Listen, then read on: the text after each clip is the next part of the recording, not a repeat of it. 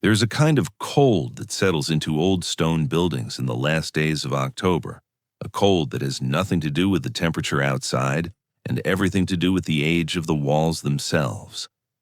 The Greyford Arms had walls that were nearly 300 years old.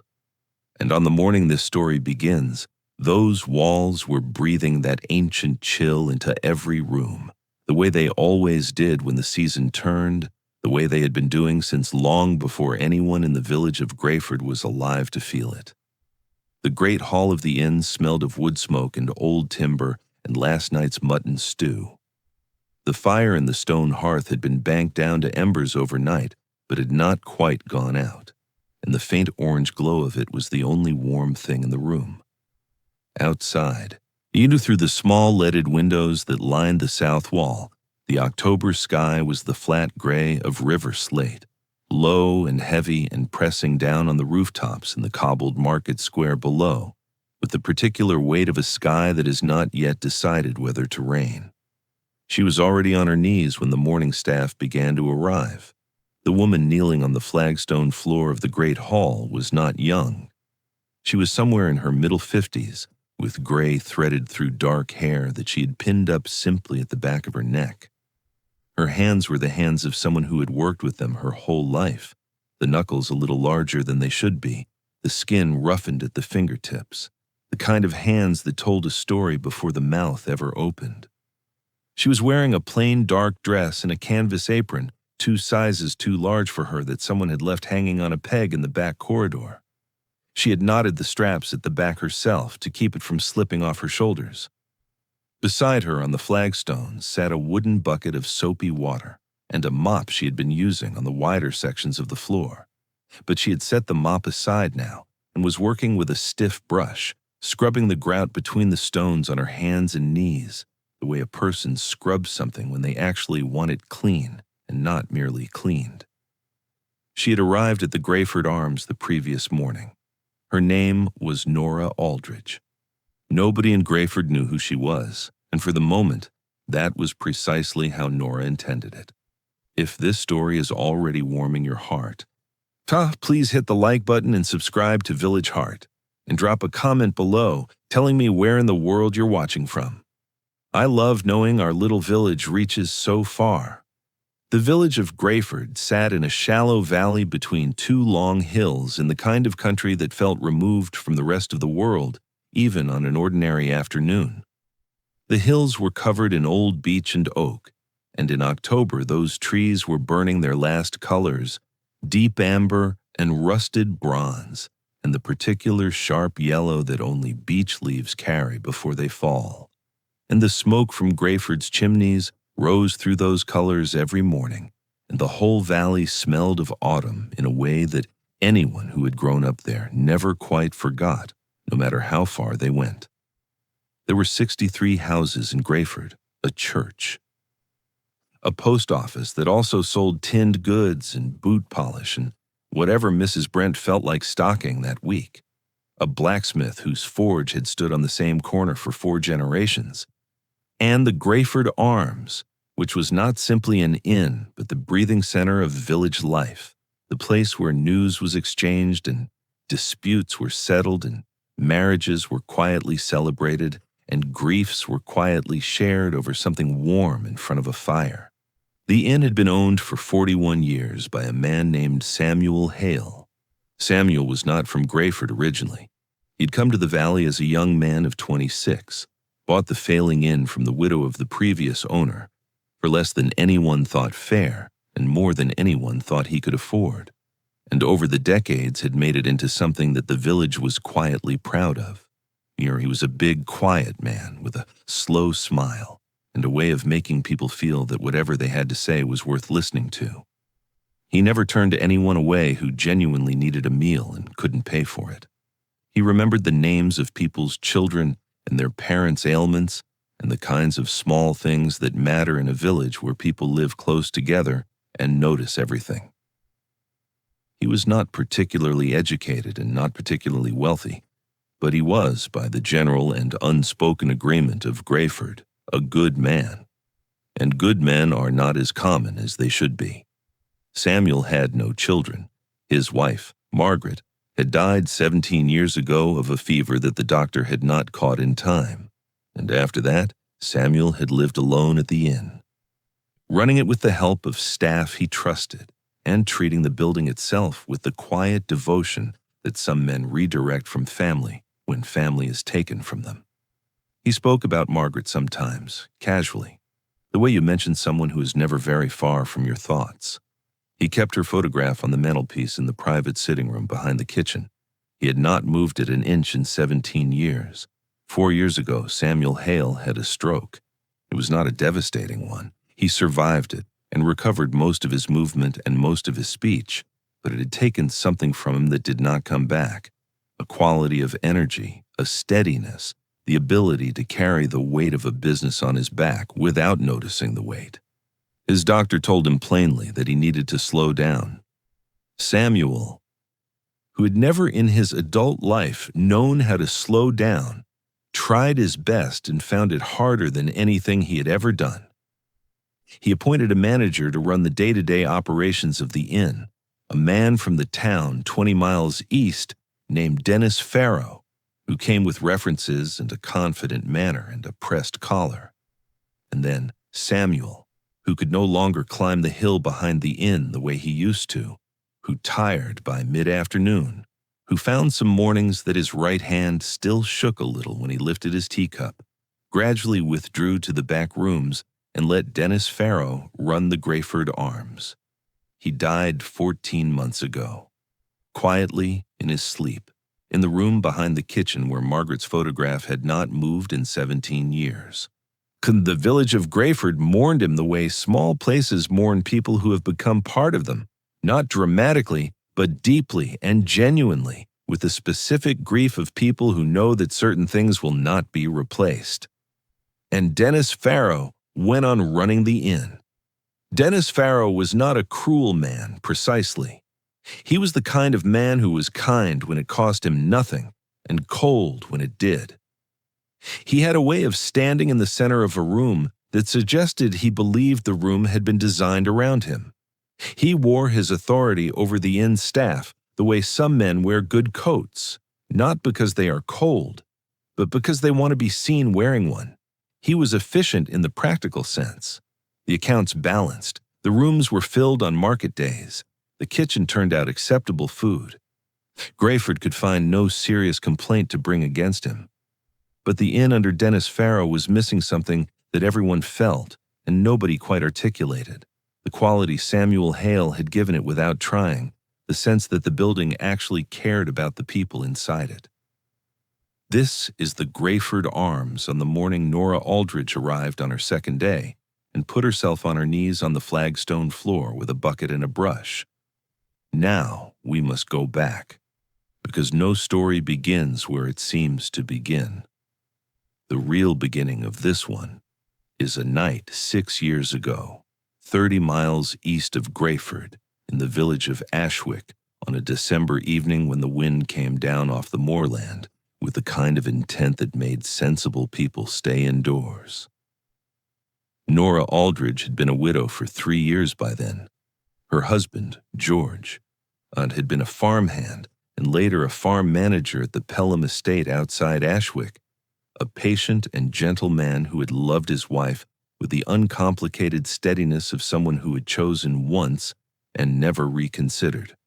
When he died of a heart attack at 51, cutting wood behind the cottage they rented from the estate, Nora had been 46 years old with no children, a small amount of savings, and a sewing skill that she had never thought of as extraordinary, but that turned out, when she needed it too, to be genuinely good.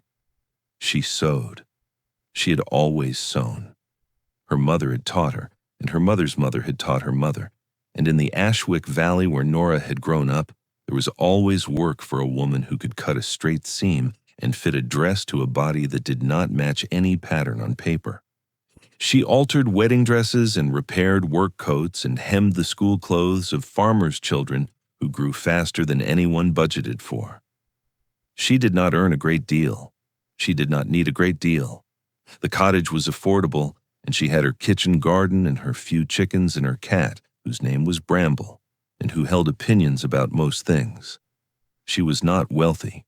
She was not comfortable in the way that people mean when they say comfortable is a polite word for having more than enough.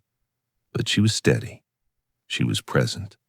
She was, as George had always said of her without meaning it as a compliment, so much as a simple observation, a woman who does not bend in a wind.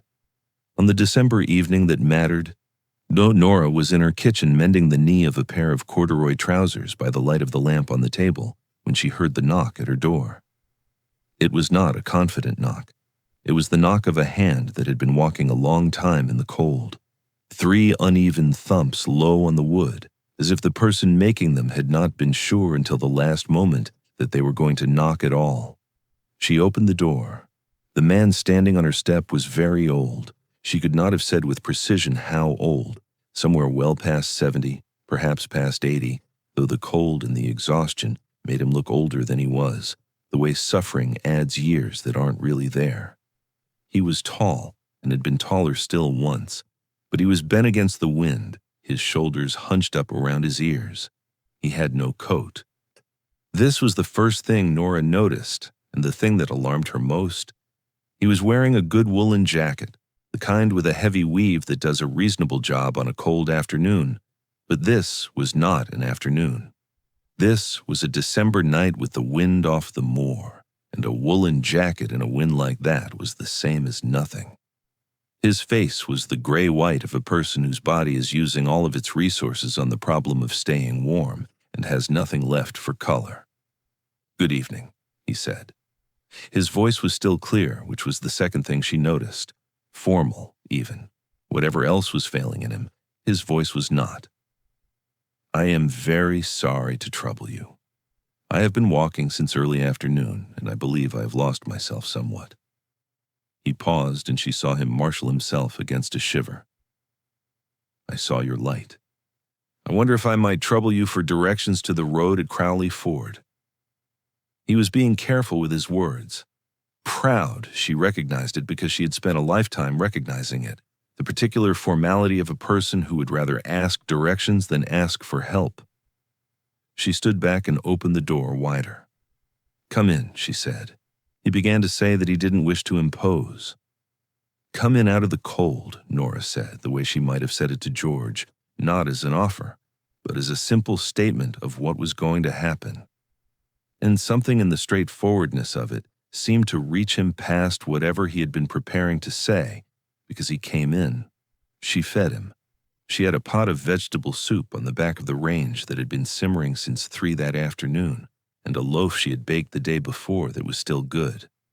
She gave him George's old cardigan while his jacket dried by the fire, and then George's heaviest socks because the man's feet were wet through, and she could see that even from across the room. She did not make a performance of any of this. She simply did it the way she had always done such things, practically without drama, as if helping a cold and lost stranger in December were no different from any other task that needed doing. His name was Samuel Hale, he told her, once he had been warm for half an hour, and the color had come back to his face, and his hands had stopped trembling against the soup bowl. He was from Greyford, 30 miles west. He had driven out that afternoon, meaning to visit the Crowley farm, where he had once in his youth worked a season and never quite forgotten the country. His car had broken down on the B road 3 miles north. He had walked in the wrong direction for 2 hours before the dark came fully down. He had a mobile phone, he said with a slight grimace, but the battery had died before he could call anyone. He was 81 years old. Nora listened to all of this and said nothing except what was needed. He could sleep by the fire if he wished, on the sofa with the blue wool blanket, and in the morning she would walk him to the B road, and someone from Crowley Farm could be telephoned. He started to say something about trouble again. "It is no trouble," Nora said simply and finally. She went to bed and left him to the fire, and Bramble, who had decided after due consideration that the old man was acceptable and was already installed on the sofa beside him when Nora looked in from the hallway. In the morning, she made porridge and tea and wrapped an extra layer of George's old scarf around the old man's neck before they set out, and she walked him the 3 miles to the B road on a bad knee that she had not mentioned the previous evening, and would not mention now. He thanked her at the road. He thanked her the way a person thanks someone when they know the words are not large enough for what they are trying to say, carefully, a little formally, looking at her with the eyes of a man storing a memory away somewhere safe. She said it was nothing. He said it was not nothing. She smiled and turned for home. That was the last time she saw Samuel Hale alive. She did not know his name for the first 2 days after he came to her door. She had not asked, and he had not told her until the second morning, and by then she had simply been thinking of him as the old man from the storm, which was how she would always think of him afterward. She did not know he owned an inn. She did not know he had spent 41 years building something that the village of Greyford was quietly proud of. She did not know he had a wife named Margaret, whose photograph had not moved from a mantelpiece in 17 years. She knew only that he was cold and tired and too proud to ask for the thing he needed, and that she had a fire and a pot of soup and a sofa with a blue wool blanket. That was enough. It had always been enough. 5 years passed. Nora sewed and tended her garden and fed her chickens and argued gently with Bramble about sleeping arrangements. She turned 52. The knee got worse, and then, after she finally saw the doctor about it, somewhat better. George's cousin came to visit one summer, and they walked the moorland paths and talked about George the way you talk about someone when enough time has passed, that the grief has settled into something you can carry. Life in Ashwick was quiet in the way that Nora's life had always been quiet, not empty, not lonely, quiet in the way of a place that has its rhythms and holds to them. The letter from the solicitor arrived on a Thursday morning in March. Nora read it at her kitchen table with her tea going cold beside her and Bramble watching from the windowsill. She read it twice. Then she set it down and looked out the window at the kitchen garden, which was just beginning to show the first things coming up from the winter soil, the pointed green noses of the bulbs, a few optimistic shoots of kale. So then she picked the letter up and read it a third time. Mr. Edmund Hewitt of Hewitt and Vale Solicitors in the town of Midderbridge requested the attendance of Mrs. Nora Aldridge at her earliest convenience in order to discuss the matter of the estate of the late Mr. Samuel Hale of Greyford, in relation to whom she had been named in a document of legal standing. Samuel Hale, the letter informed her with the careful precision of legal language, had died 4 months prior, and he had left Nora Aldridge the Greyford Arms. She sat with that for a long time. She went to see Mr. Hewitt the following week. He was a small, tidy man with round glasses who had clearly been told something of the situation and greeted Nora with a particular kind of care, as if she were a person receiving news that might be difficult to process, and he wanted to give her enough space to do so. He walked her through the documents. The will was unambiguous. Samuel had written it 2 years ago in full health of mind, witnessed properly, signed by 3 parties. The Greyford Arms, the property and the business and the dwelling attached, was left in its entirety to Mrs. Nora Aldridge of Ashwick. There was also a letter. Samuel had left it with the will, sealed, addressed in his careful old-fashioned handwriting to Mrs. Aldridge specifically. Mr. Hewitt passed it across the desk, and Nora opened it with hands that were steadier than she felt. Samuel Hale wrote the way he must have spoken, she thought, measured and plain and careful with words, like a man who respected them. He wrote that he had not forgotten the night at Ashwick. He wrote that a man walking in the cold without a coat in December is not simply cold in his body, and that she had understood this without being told, which was rarer than it should be. He wrote that he had thought about her and that small lamp in the kitchen window many times in the years since, more than she would know, more than he could easily explain. He had made inquiries and had found that she was a widow like him, that she had no children and no family nearby, that she was careful and honest and steady in the way that certain people are steady, as if it cost them nothing, though it costs them everything. He wrote that he had no one to leave the inn to. He wrote that he had spent a good part of his life trying to make the Greyford Arms a place that treated people the way people ought to be treated, with warmth and without judgment, and that he believed she understood exactly what he meant by that, without him having to use more words. He wrote that he hoped she would accept what he was giving her in the spirit in which it was meant, not as a reward for a single act of kindness, but as a recognition that she was the sort of person he had spent a lifetime hoping existed in the world, and that having found one, he was not willing to let the thing he had built go to someone who wasn't. He signed it with his full name, Samuel James Hale, and below it in a slightly different ink, as if added later or at a different moment, he had written one more line. The lamp in your window was the best thing I saw that whole winter. Keep burning it. Nora sat in Mr. Hewitt's office for several minutes after she finished reading. Mr. Hewitt looked at his own hands and gave her the time. When she spoke, the first thing she said was practical, which Mr. Hewitt would later recall to his wife as the most remarkable part of the meeting. I would like to see it, she said, before I make any decisions. I would like to go there and understand what it is. Is there anything preventing me from doing that before we finalize anything legally? Mr. Hewitt said that there was not, that the current manager was continuing to operate the inn under an interim arrangement and could do so for some time yet. Good, Nora said. She folded the letter back into its envelope. Then I will go to Greyford first. She thought about it for 2 weeks. She packed one bag. She told no one, not even George's cousin, not even the doctor she'd been seeing about her knee. She arranged for her neighbor's daughter to look in on Bramble and the chickens. And on the first Tuesday of October, 6 years and 2 months after a cold old man had knocked at her door with the wind off the moor at his back, Nora Aldridge put her bag on the seat of the early bus and rode 30 miles west to Greyford to see what she had been given.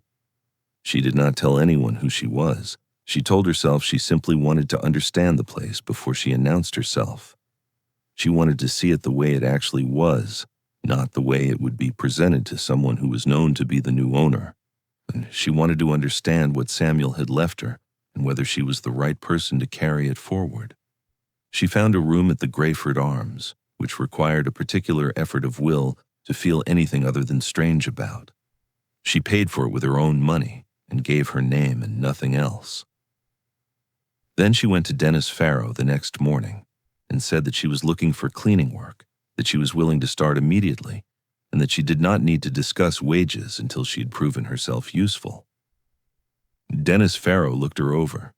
He took in the plain dress and the worn shoes and the gray at her temples and the roughness of her hands.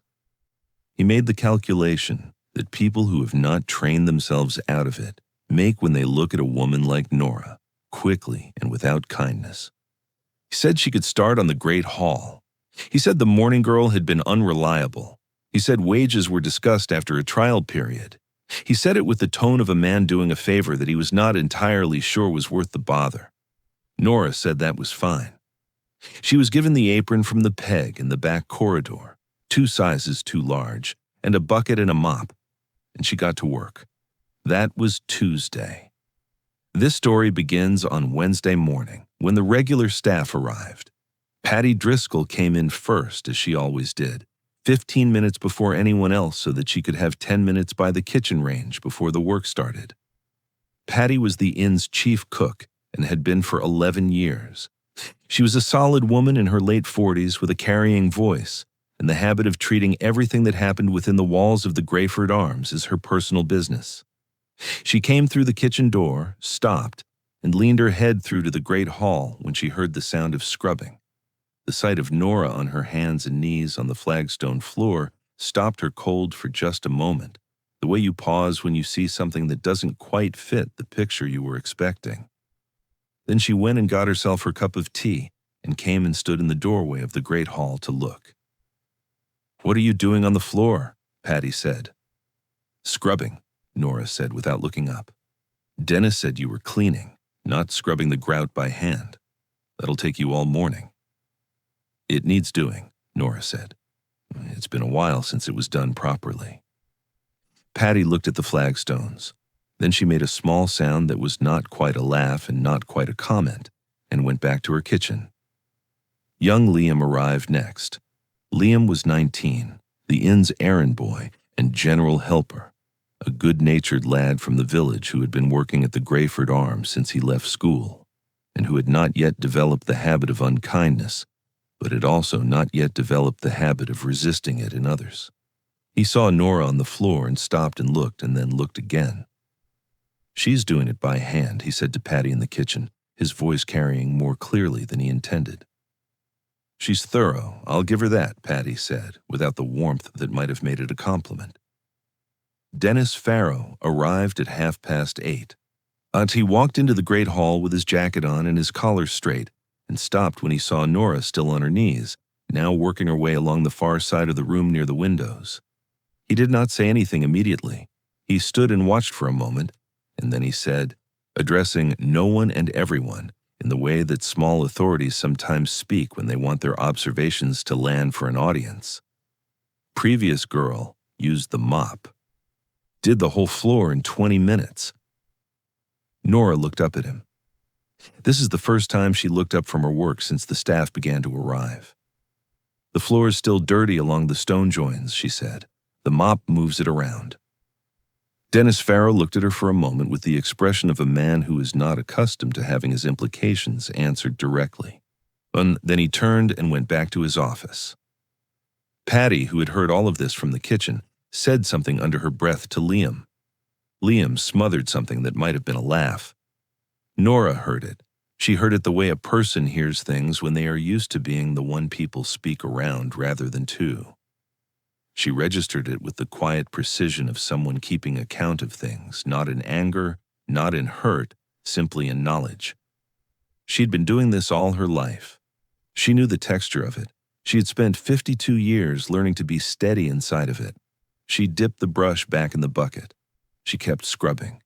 By mid-morning, 2 of the village women had come in to collect orders they had placed the day before, and Patty, who could not resist an audience, had mentioned the new cleaning woman to both of them with the particular inflection that turns a piece of information into an invitation to look.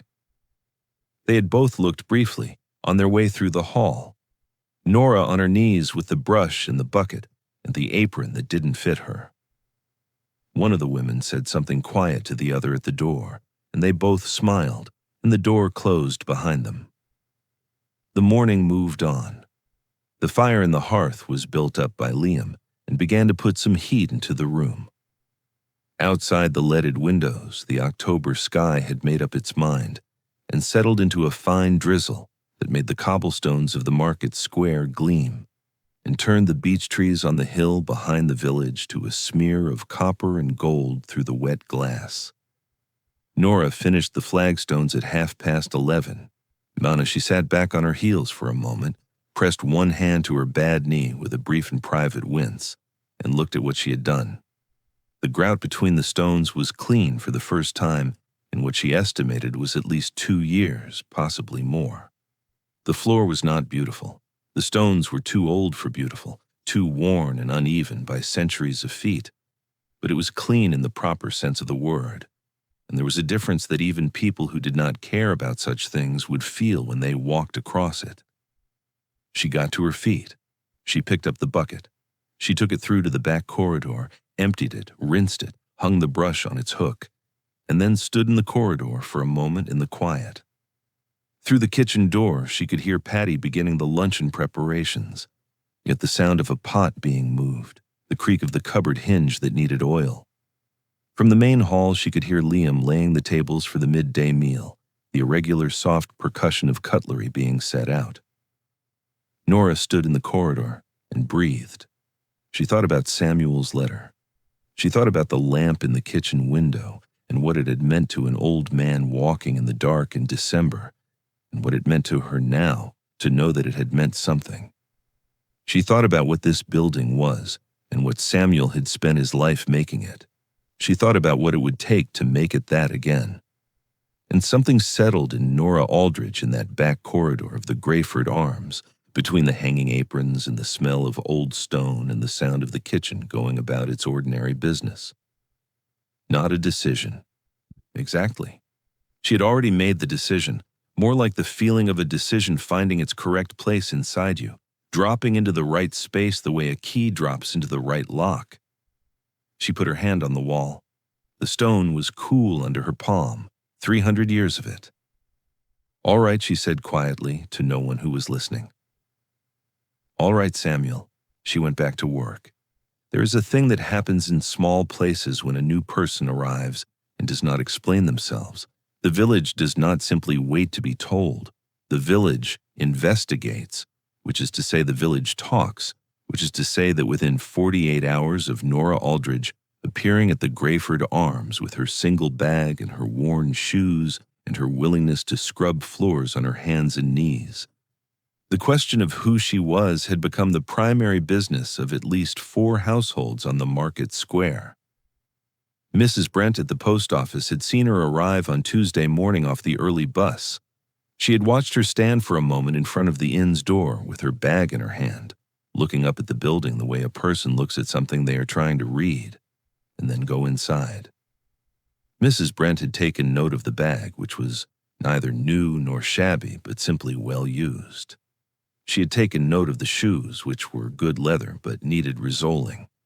She had taken note of the way the woman stood, which was straight, which Mrs. Brent, who was a fair-minded woman when she chose to be, conceded was not the posture of someone who was uncertain of herself. "She's looking for work," she told Mr. Brent that evening. "That much is plain.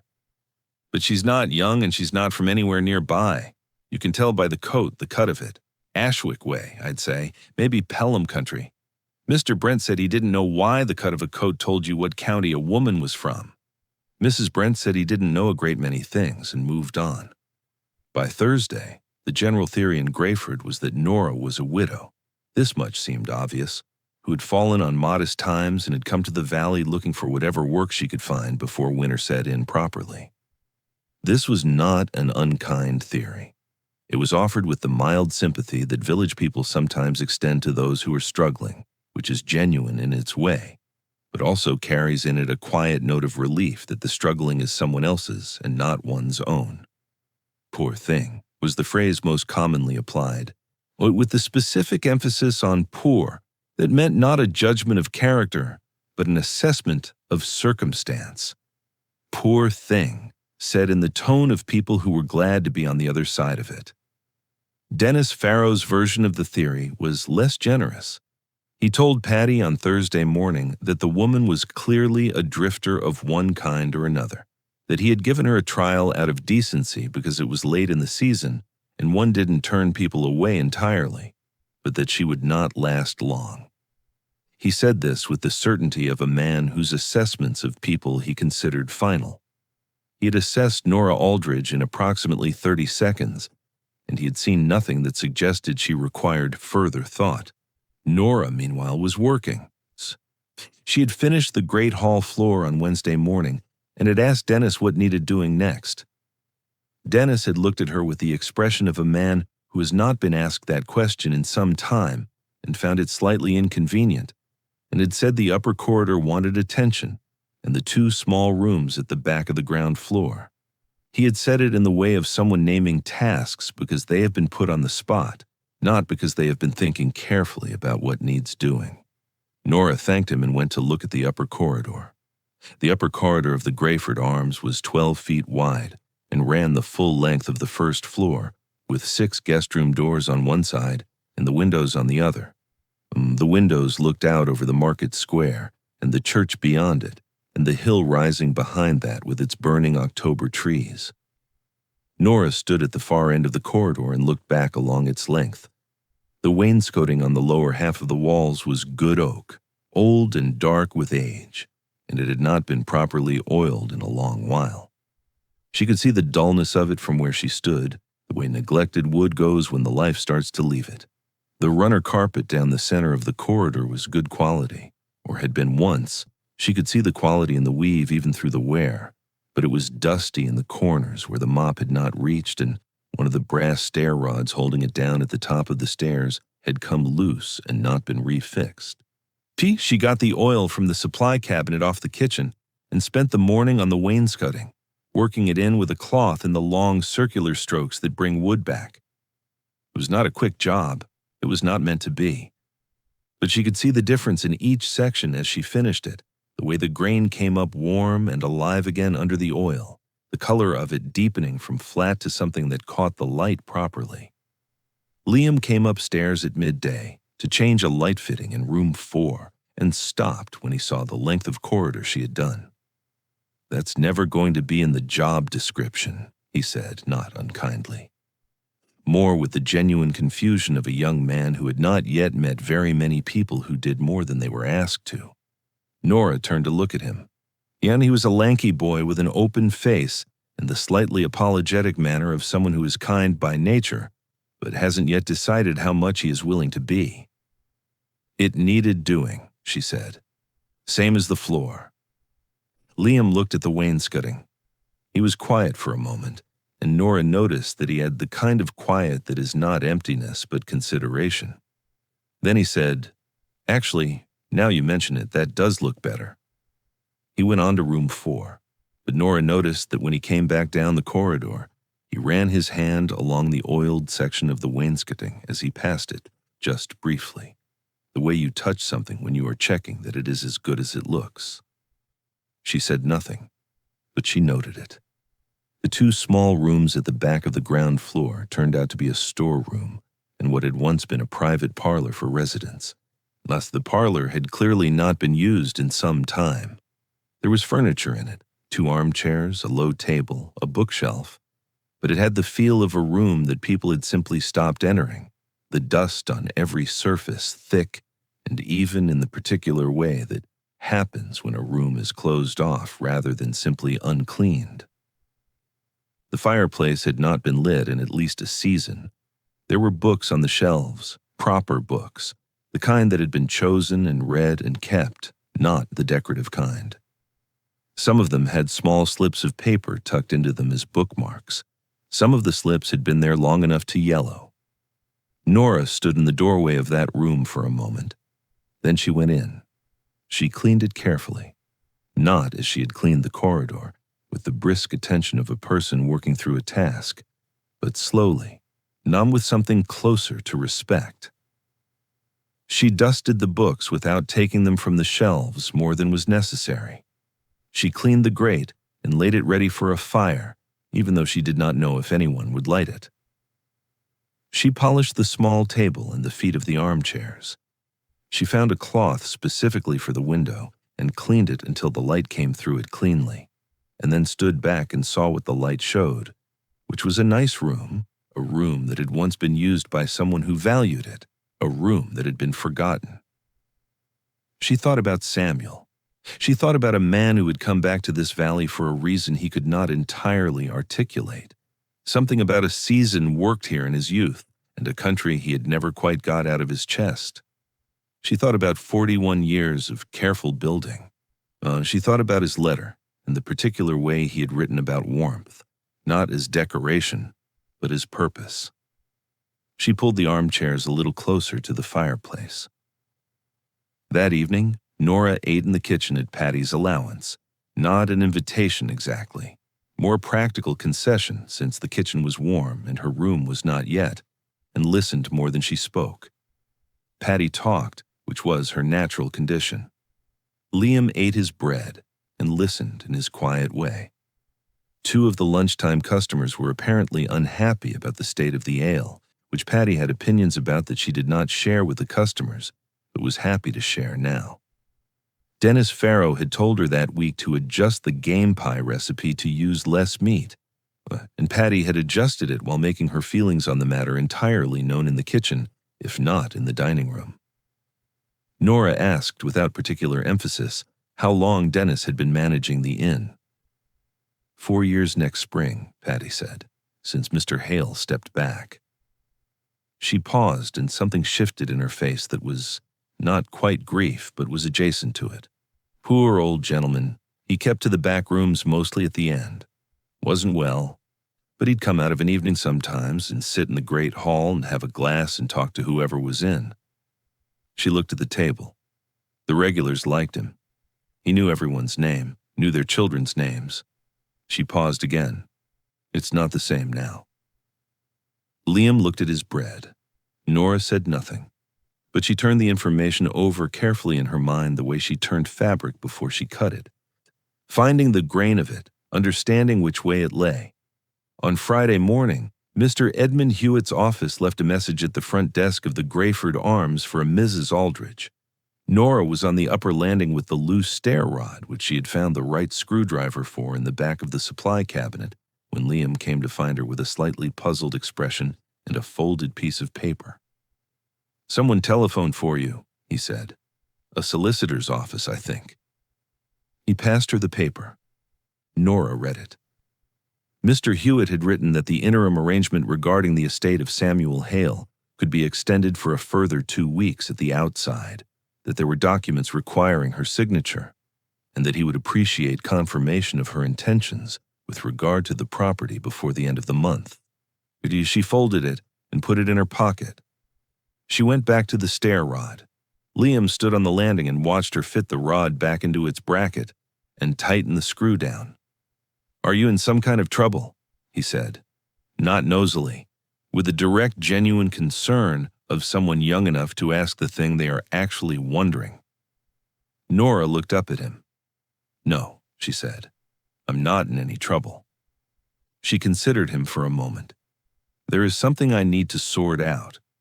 It's taking a little longer than I thought it would. But I'm not in trouble."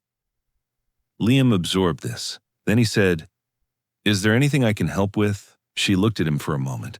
Then she said, "Tell me about the inn. Tell me what it used to be like. What do you remember from before?" Liam sat down on the top stair and leaned his back against the wall, and he thought about it with the same quiet consideration she was coming to expect from him. He had started here when he was 16, just after Mr. Hale had his stroke. So he had only known the tail end of what the inn was under Samuel, but he had known enough.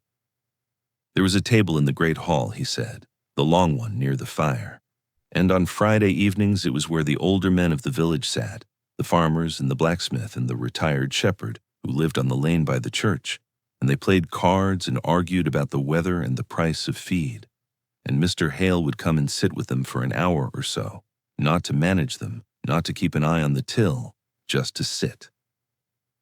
Liam paused. "My granddad used to come," he said. Mr. Hale remembered that my granddad took his tea with 2 sugars when everyone else in the village had gone to one.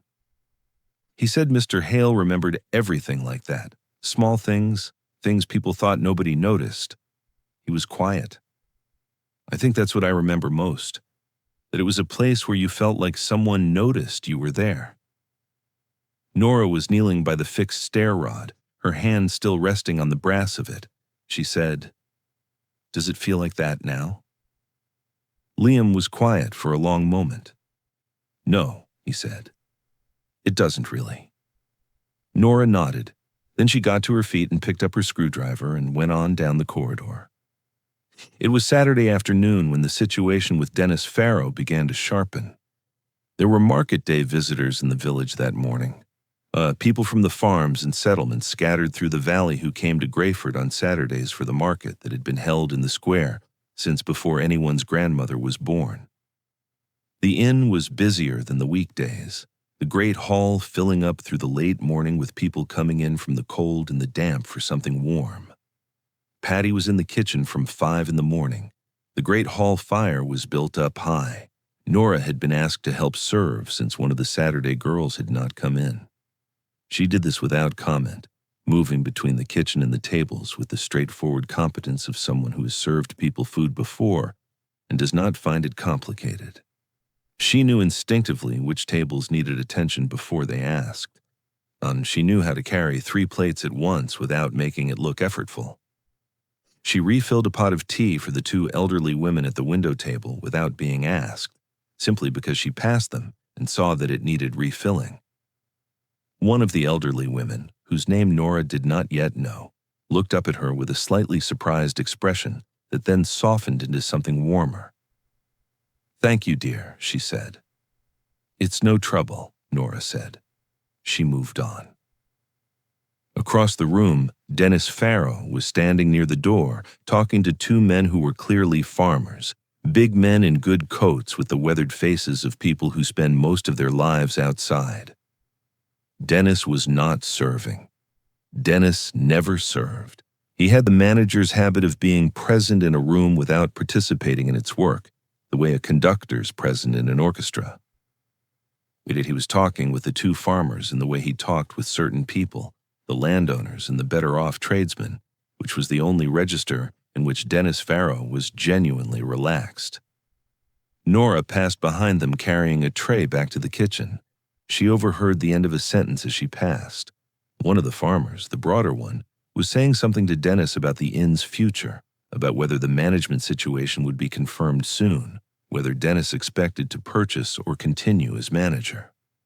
Dennis said, with the easy confidence of a man who believes his position is secure, that there was a legal matter to be resolved, but that he expected it resolved in the most sensible direction before the month was out. The farmer said that would be good for the valley. Continuity was what was needed. Dennis agreed that continuity was what was needed. He said it in the voice of a man who had already in his mind made the decision and was simply waiting for the paperwork to catch up. Nora carried her tray to the kitchen. She set it down on the counter. She stood for a moment in the steam and warmth of Patty's kitchen. From the great hall came the noise of the Saturday market crowd, voices and laughter and the clink of cups. Patty looked at her from the stove. "You all right?" "Fine," Nora said. She picked up the next order. She went back out. That afternoon, Nora sat in the small back parlor she'd cleaned 2 days earlier and wrote a letter to Mr. Hewitt. She wrote that she would be in Midderbridge on Monday to sign whatever documents were required and that she wished the process completed as promptly as possible. She wrote that she had spent several days at the Greyford Arms and that she understood the property rather better than she had when they first spoke, and that she was clear in her intentions. She thanked him for his patience. She signed it Mrs. Nora Aldridge. She sealed the envelope and addressed it. She sat for a moment in the armchair she had pulled toward the fireplace. The fire was not lit in this room. She had laid it ready but had not lit it, since it was not her fire to light yet. The room was cool. The last of the afternoon light came through the window she had cleaned and fell in a long, pale rectangle on the rug. Outside, she could hear the market beginning to pack up, the sound of stalls being folded, the occasional call of a trader, the clop of a horse somewhere on the far side of the square. She thought about what Dennis Farrow had said. She thought about what it meant that he expected the situation resolved in the most sensible direction. She thought about what the sensible direction looked like to a man who had been running a property for 4 years and had perhaps, somewhere in those 4 years, come to think of it as his in a way that was not legal but was entirely human. She had known men like Dennis before. She did not dislike him. Dislike required more emotion than Nora generally had available for people who had simply never been asked to be better. What she felt toward Dennis Farrow was something closer to clarity. She saw him plainly, the same way she saw the wainscoting plainly, not with judgment, but with an honest assessment of what was there and what was needed. If this story has found its way into your heart, and make sure to subscribe and turn on notifications so you never miss a new tale from Village Heart. Your support is what keeps the fire burning, and more stories like this one coming your way. Sunday passed quietly. The inn was closed on Sunday mornings, a custom that Samuel had established and that Dennis had kept because the village expected it, and he was not interested in the friction that removing it would cause. Nora spent the morning walking. Her knee was behaving tolerably, and she wanted to know the land that went with the valley, the shape of it, the way it lay. She walked the lane behind the inn that curved up toward the beechwoods on the hill. She walked the lower path by the stream that ran along the valley's edge. She stood on the bridge above the stream and looked down at the water, which was clear and moving fast over brown stone, the October color of it running with light. She was on the bridge when Liam found her. He had come out for a walk of his own, he said, which may or may not have been entirely true. They walked together for a while without much need to talk, which Nora appreciated. Liam had the particular gift of young people who have grown up in country places, the ability to simply be somewhere without filling it with words. They sat on the stile at the top of the high field where you could see the whole valley laid out below, Greyford small and solid in its center, the smoke from its chimneys going straight up in the still air, the hills holding it on either side. The beech trees were at their absolute peak of color that morning, and the whole upper ridge of the valley blazing amber and gold in the pale autumn light. "My granddad showed me this view," Liam said. Nora looked at it. "Mr. Hale ever come up here?" she asked. Liam looked at her sideways. "How do you know about Mr. Hale?" "Everyone knows about Mr. Hale," Nora said. "2 days in the kitchen with Patty and you know the whole history of the place." Liam smiled. "He came up here," he said, "when he was well enough. I saw him once sitting on this stile just like we are. Didn't know who he was then. I was about 12. Just an old man sitting on a stile looking at Greyford. He said hello to me and asked my name and asked who my people were. When I said my granddad was Bill Voss, he smiled and said, 'Ah, 2 sugars.'" Nora turned to look at him. "I didn't know what he meant then," Liam said. "I know now." They sat for a while longer. Then Liam said carefully, as if he had been working up to it, "You're not really just looking for cleaning work, are you?" Nora looked out at the valley. "No," she said, "not exactly." Liam was quiet, waiting with the patience she had noticed in him from the beginning. "I'm trying to understand something," she said, "before I decide what to do with it." He nodded slowly. "And are you?" "Understanding it." She looked at the smoke rising from Greyford's chimneys, at the inn at the center of it, 300 years of stone. She thought about a cold man at her door in December. She thought about a letter and a lamp in a kitchen window. She thought about the oiled wainscoting in the upper corridor and the little parlor with its fire laid but not lit, waiting. "Yes," she said, "I think I am." Liam did not press further. He was, Nora thought, a young man that Samuel Hale would have liked very much. On Monday morning, Nora took the early bus to Midderbridge. She was back by lunchtime, and she had in her bag when she returned a set of documents signed in 3 places, initialed in 2 more, and witnessed by Mr. Hewitt's colleague. She also had, because Mr. Hewitt was a thorough man, a copy of the original will, a full inventory of the property and its contents, and a summary of the current financial arrangements, including the management contract under which Dennis Farrow operated. She read the summary on the bus home. The management contract was clear enough. Dennis Farrow operated the inn under an arrangement that Samuel had put in place 4 years ago. It was a standard manager's contract, not an ownership stake, not a lease, not anything that gave Dennis a right to the property itself. It gave him the right to run it and be paid for doing so. It gave the owner, which was now Nora Aldridge, the right to terminate it with appropriate notice, or to renegotiate it, or to do a number of other things that Mr. Hewitt had outlined with the careful thoroughness of a solicitor who wanted his client to understand her position. Her position was simple. She owned the Greyford Arms. She owned it cleanly and completely, without debt, without condition. She owned the building and the business in the small flat above the inn's private sitting room, where she had been sleeping in a single bed that squeaked when she turned over.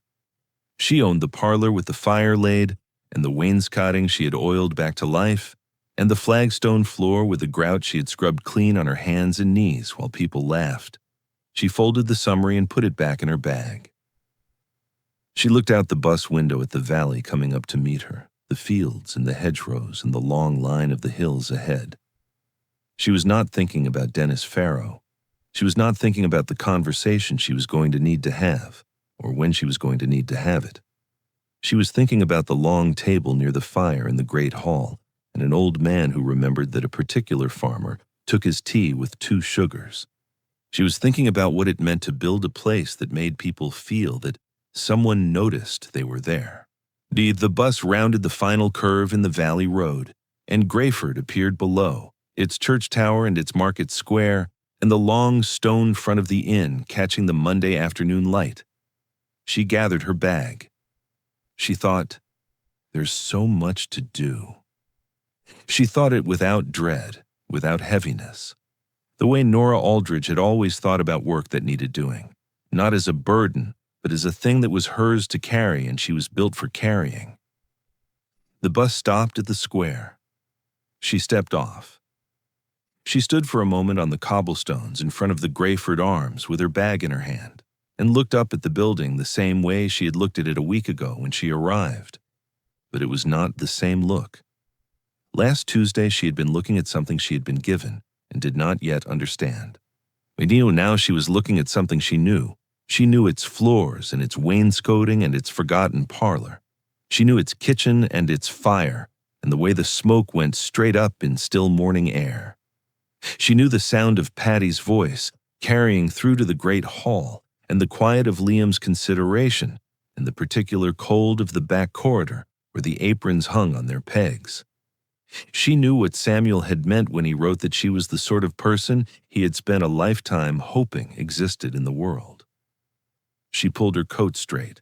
She picked up her bag. She went inside. At the front desk, a small package had arrived during her absence, left by one of the village farmers, according to the note. It contained a jar of last summer's honey and a piece of folded paper. On the paper, while written in the slow, careful hand of someone who does not write often, was a note to Mr. Hale, which the farmer clearly did not yet know would never reach him, saying only that the East Meadow Lane fence had been repaired as Mr. Hale had asked, and that he hoped he was keeping well. Nora held the note for a long moment. Then she set it carefully on the desk. Behind her, from the great hall, she could hear the fire crackling and the sound of the Monday afternoon drinkers settling in, and Patty through the kitchen wall starting the dinner preparation, and somewhere upstairs the squeak of a door she had added to her list of things to fix. She took a breath. She hung her coat on the peg in the back corridor. She put the apron on. She went to find Dennis Farrow. Dennis Farrow's office was a small room off the main corridor, between the front desk and the door to the private sitting room. It had a window that looked onto the side lane rather than the square, which meant it caught the shadow side of the building in the afternoon and was always slightly darker than the rest of the ground floor. There was a desk with papers arranged in the way of a man who wants to appear organized, without necessarily being so. There was a cabinet with the inn's ledgers on the middle shelf. There was a framed print on the wall of a hunting scene that Dennis had put there himself. Nora could see the faint rectangle of unfaded paint where the previous picture had hung. Dennis was behind the desk when she knocked and came in. He looked up with the expression of a man who has been interrupted and has decided in advance to be mildly irritated by it. "Yes," he said. "What is it?" Nora closed the door behind her. She did it quietly, without drama, the way she did most things. "I'd like to speak with you about the inn," she said. Dennis settled back with the kind of patience that is actually condescension wearing a thin coat. He was prepared to be brief. If this was about wages or hours or some complaint, brief. "What about it?" he said. Nora stood in front of his desk. She did not sit because he had not offered her a chair and she did not need one. She reached into the inside pocket of her dress and set a document on his desk. She set it flat and did not push it toward him. She simply placed it there and stepped back. Dennis looked at it, then at the heading on the top page. The silence in the room changed quality. Hewitt and Vale Solicitors, Midderbridge, in the matter of the estate of the late Samuel James Hale. His eyes moved to the next line slowly, the way eyes move when the mind behind them is trying to slow the arrival of information that has already arrived. He read it to the point where his own name appeared, in the section describing the current management arrangement and its terms of continuation under the new owner. He stopped. He looked up at Nora. His face had moved through several things in the space of 15 seconds. Nora watched it without expression, because she was not here for his face. She was here for the conversation. "You," Dennis said, not as an accusation, with the flat quality of a man processing something he is not prepared for. "You are the person named in the will." "Yes," Nora said. "You've been here since Tuesday," he said. "Cleaning." "Yes." He sat back in his chair. He looked at the ceiling briefly, and then back at the document, then at her. He was a man who prided himself on reading situations correctly, who had sat in this office for 4 years with the quiet confidence of someone who knows the ground beneath his feet. The ground had just changed, and he was feeling the change in every direction at once. "Why?" he said. "Because I needed to understand what I had been given," Nora said, "before I could know what to do with it." Dennis was quiet. Then he said, in a voice that had something careful and slightly diminished in it now, "And what have you decided?" "I've decided to run it myself," she said. The silence after that had the quality of a door firmly closed, not slammed, simply closed, leaving no ambiguity about which side of it you were on. Dennis pressed his lips together. He said, "I have considerable knowledge of this property. Relationships with the suppliers, the regulars. It would not be straightforward to replace that without disruption." Nora nodded. "I understand that, and I'm not dismissing what you've done here. The inn has run. The accounts have balanced." She paused. "But it's lost something it used to have. And I think in your heart you know that, even if you've never named it." Dennis did not respond to this. Nora picked up the document from the desk. "The notice period begins from today," she said. "I'll put that in writing this evening." She moved toward the door and stopped with her hand on the frame. "The framed print," she said, gesturing toward the hunting scene. "What was there before you put that up?" Dennis looked at the print. "A photograph," he said, "of the valley, from the hill." He paused. "Mr. Hale's. I put it in the store cupboard." "I'll find it," Nora said. She went out and closed the door quietly behind her. She stood in the corridor for a moment. Through the wall she could hear the great hall, low voices, the fire, the scrape of a chair on the flagstones she had cleaned. She pressed the flat of her hand against the stone wall briefly. Then she went to tell Patty. She found her at the range, her back to the door. Nora came in and sat down at the kitchen table, which she had not done before, and said, "Patty, I need to tell you something." Patty turned around. She looked at Nora's face and set down her spoon without being asked. She pulled out the opposite chair and sat. She listened without speaking, which was remarkable in itself. When Nora finished, Patty was quiet for nearly 10 seconds, which for Patty Driscoll was equivalent to a full minute of silence for anyone else. Then she said, "You've been scrubbing my floors on your hands and knees." "Yes," Nora said. "For a week, yes." Patty looked at the table. Then she said, without ceremony, "I laughed at you the first morning. I made a comment to Liam." "I know," Nora said. "I'm not here to hold that against you," she continued. "I made a choice to come in quietly, and I knew what it would look like." The laughing was predictable. It's the natural thing when you see someone on her knees in a big apron that doesn't fit her. She met Patty's eyes. "It didn't tell me anything bad about you.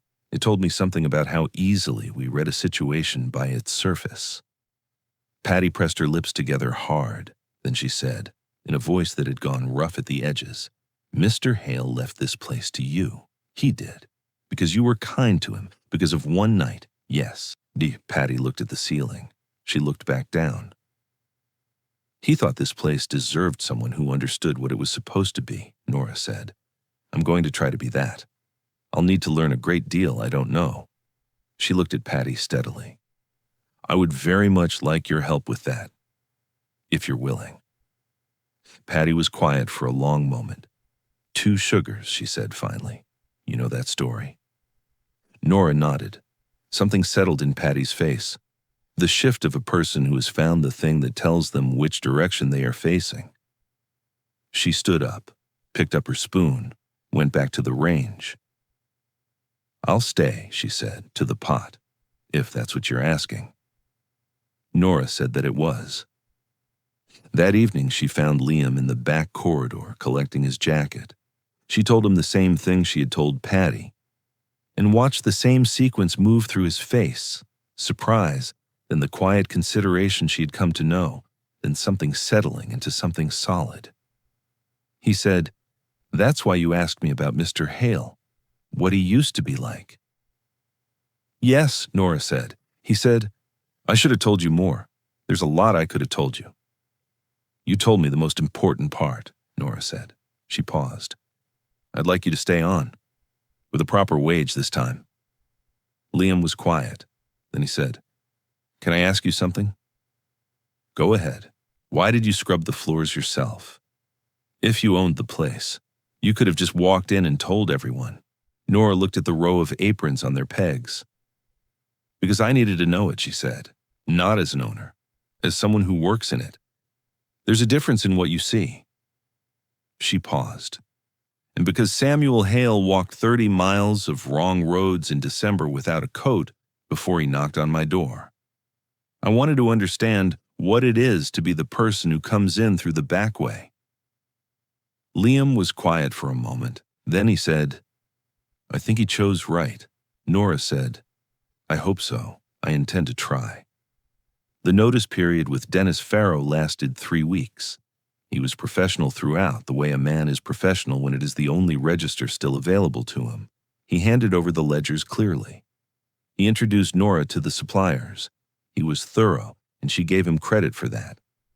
On his last day, a Thursday in November when the first frost had come down off the hills, Dennis came to find her in the small parlor. She was in the armchair by the fire. She had finally lit it 3 days after she revealed herself. And it warmed the room beautifully, the way good fireplaces warm rooms they were built for. He stood in the doorway and looked around the room, taking in what she had done to it, the restoration of it. She could see that he noticed. He said, "I want to say something before I go." "Please," Nora said. "I knew this place needed something I wasn't giving it." He said it flatly, without apology but without defense. "I ran it efficiently. I kept it running. But I knew." He looked at the wall where the valley photograph now hung again, found in the store cupboard exactly where he had said, "I knew it had been something more than what it was under me." "Why didn't you try to give it that?" Nora said. Genuinely. Dennis was quiet. "Because I didn't know how," he said, "and I didn't know what it would cost me to try." She looked at him for a long moment. There was something in that honesty she had not expected, and that she respected more than she could have predicted on that first Monday in his office. "I think that's the truest thing you've said to me," she said. He looked at the floor briefly. Then he straightened. "I hope it goes well," he said. "Thank you," Nora said, and she meant it. He left at noon. She watched from the parlor window as he crossed the market square with his collar up against the cold. She watched until he turned the corner by the post office and was gone. She went back to her supplier contracts. The Friday table came back quietly. Nora put it in its place near the fire, where it had stood for decades before Dennis moved it to make room for paying dinner guests. She spread the good cloth and set the 2 candles close enough to reach it with their light. She left it there and said nothing about it to anyone. Robert Cleve came in that first Friday evening and saw it. He stood for a moment.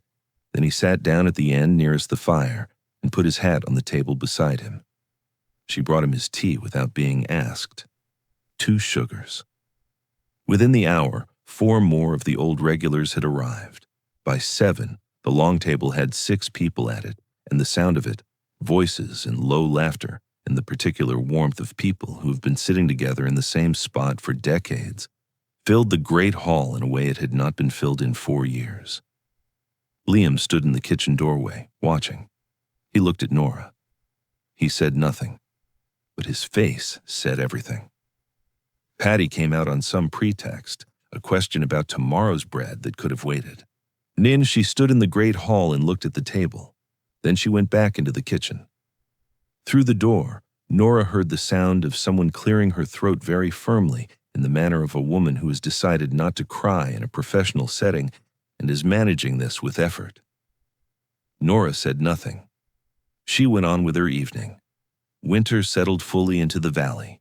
The hills went gray and stripped, and the stream ran high with the November rain, and the mornings were white at the edges with frost. The Greyford Arms put heat and light against the dark the way it had been doing for 300 years. People came to it the way they had always come in winter, drawn by the fire and by the particular quality of a place made by someone who understands that warmth is not merely a matter of temperature. Nora learned the inn from the inside, one room at a time with her hands. She fixed what needed fixing in the order of its importance, the way you work when you are building something properly and not performing the appearance of building it. She found the photograph of Margaret Hale in the back of the store cupboard, wrapped in a cloth. She carried it to the private sitting room and set it back on the mantelpiece where it had stood for 17 years, in the place you could see the dust ring in the wood. A young woman in a summer garden, laughing at something outside the frame. Nora stood looking at it for a moment. "I'll do my best by it," she said quietly. The fire was going well. Outside the window, the first proper snow of the season was beginning to fall, slow and deliberate over the market square, the cobblestones going white in the lamplight. Bramble, who had arrived from Ashwick a full month after Nora, because Bramble had opinions about travel and had needed time to be persuaded, was installed in the other armchair with the sovereign composure of a cat who has assessed new surroundings and found them acceptable. Nora sat down. She was tired in the good way of a person who has done a full day of work that mattered. Her knee ached. The doctor had told her that regular walking was right, and she had taken this as permission to do what she would have done regardless. She looked at the fire. She thought about a kitchen in Ashwick and a lamp in the window on a December evening and 3 uneven thumps on the door from a hand that had been walking a long time in the cold. Yes, she thought about opening the door and seeing an old man with no coat and a voice still formal even when the rest of him was failing. She thought about stepping back to let him in. She had not done it to be repaid. You do not open a door in a storm as an investment. You open it because someone is outside in the cold and you have a fire, and because your mother showed you that this was the only right thing to do. No calculation at the center of it, only the seeing of another person and the decision to act on what you see. She had thought nothing beyond. This man is cold, and he needs to come inside. And the world, in its deeper logic, had not let it go unwitnessed. Spring came late to the valley that year, but when it came thoroughly. The hills went green in what seemed like a single week. The stream running clear with the melt from the upper ground, the beech ridge carrying that particular young green it holds for 3 weeks in April before darkening into summer. Nora walked the hill lane on a Sunday morning. Her knee was behaving. She sat on the stile above the high field and looked down at Greyford laid out below her, small and solid in the valley, the smoke from the inn's kitchen chimney going straight up into the still morning air. She thought about George. She thought it simply, and without the sharp edge such thoughts had carried for a long time. He would have liked this valley, this stile, the smoke going straight up on a Sunday. He would have sat at the Friday table and been quiet and said the right thing occasionally, and everyone would have felt the better for him being there. She was glad she had been the kind of person he recognized all those years ago. She was glad that what he had seen in her was the same thing Samuel Hale had seen, looking up from her kitchen table with his hands around a soup bowl on a winter night. Steadiness. Not the absence of grief or cold or difficulty. Just the choice, made again and again in small, ordinary moments, to remain standing and remain open and keep the lamp burning even when there seemed no particular reason to expect anyone was coming. Someone was always coming. She got down from the stile and walked back toward the valley. She came around the lane onto the market square in the late Sunday morning, the square quiet, the cobblestones dry and pale in the April light. Now Robert Cleave was crossing the far side of the square toward the church with his hat in his hand, and he raised it when he saw her. She raised her hand back. The Greyford Arms stood where it had always stood. The same stone, the The same leaded windows, the same brass on the door that she had polished back to a proper brightness in November. But the light in the windows was different in quality from the light she had first seen through them in October. More certain. The way a building looks when it knows who it belongs to. She crossed the square. She put her hand on the brass door handle, which was warm already from the morning sun. She pushed it open. Patty's Sunday kitchen came out to meet her, wood smoke and something slow roasting, and the good clean smell of old stone holding the warmth of the fire. The great hall was quiet at this hour. There's the tables laid for lunchtime, the long table near the hearth waiting for Friday with its cloth and its candles. Liam was setting out the lunch bread. He looked up when she came in and gave her the easy nod of someone who is exactly where he expects to be. She nodded back. She stood in the doorway for a moment. She thought about a lamp in a kitchen window and an old man walking in the dark, and a door opened without hesitation to the cold. Samuel had written, "The lamp in your window was the best thing I saw that whole winter." Not the lamp itself, the fact of it. A light burning where someone who was cold and lost could see it and know that the warmth on the other side of that door would be given without condition, without calculation, without any performance of generosity, simply given because that was what warmth was for. She intended to keep that lamp burning. She closed the door behind her.